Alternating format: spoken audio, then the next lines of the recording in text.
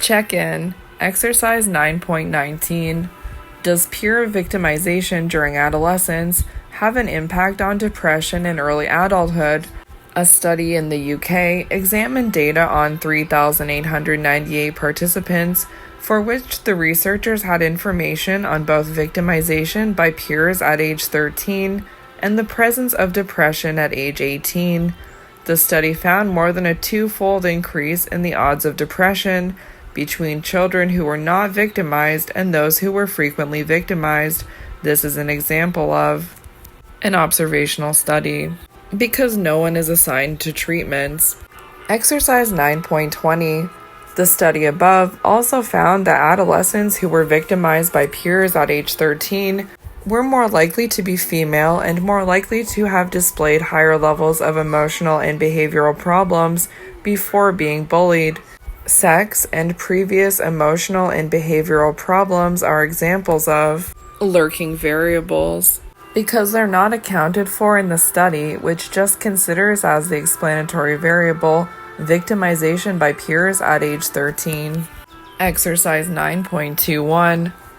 Migraine is a prevalent disease characterized by headaches that are often severe and throbbing and accompanied by associated symptoms such as nausea, vomiting, vertigo, and cognitive dysfunction. A drug, fremanezumab, may be an effective preventive treatment for migraine.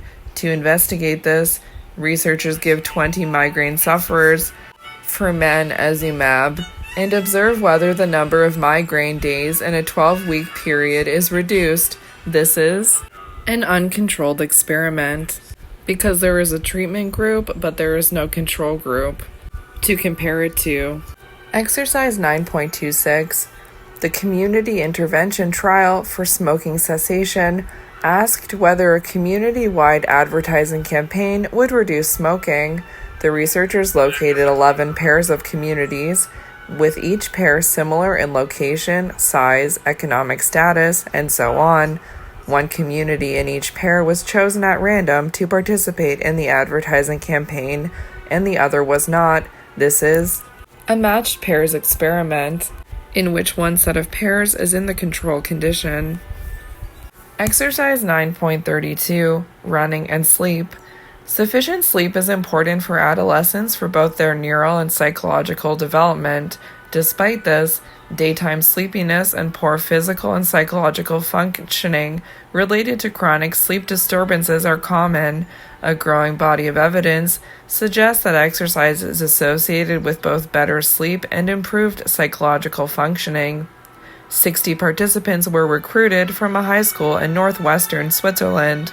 They were randomly assigned to either a running group or a control group, 30 to each group. The running group ran every morning for a little over 30 minutes on weekdays for a 3-week period.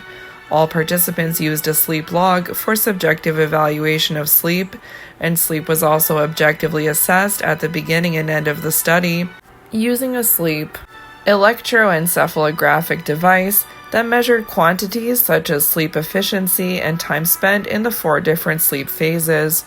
Running was found to positively impact both objective and subjective measures of sleep functioning. What are the explanatory variables and the response variables?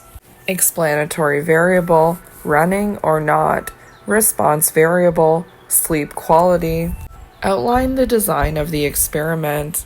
You begin at the left of the flowchart with random assignment, and then at the top it goes to Group 1, 30 subjects, and at the bottom goes to Group 2, 30 subjects.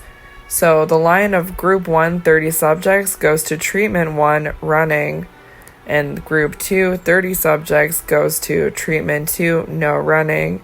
And then at the end of the flowchart, you compare the sleep quality for both Treatment 1 and Treatment 2 groups.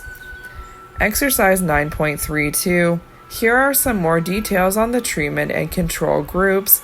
All participants arrived at school at 7 a.m., and the running group did 2 laps on the track and then ran cross-country in groups of at least 4 people for 30 minutes. The control group remained seated at the track, worked on homework, and interacted with each other. When the runners returned, All participants prepared for school and ate a breakfast that was provided.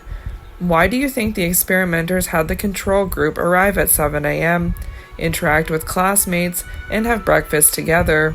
Explain. Do you think having the control group do these activities is important for the types of conclusions that can be reached? How? The control group was treated like the treatment running group in terms of these variables to eliminate lurking variables. It is very important in experiments with human subjects that they all be treated as much alike as possible in order to make it possible to draw valid conclusions. Time to sleep onset was measured before the beginning of the study and again at the end of the study for participants in both groups. Can this be considered a randomized controlled experiment with time to sleep onset as the response and 4 treatments: runners before, runners after, controls before, and controls after? Explain why or why not. Before and after scores for the same subjects would constitute a matched pairs design because we have only 2 groups, those who ran and those who did not run. The researchers were trying to see whether the program made a difference. Perhaps the discipline of getting up early and doing homework before breakfast made those in the non-running group sleep better as well.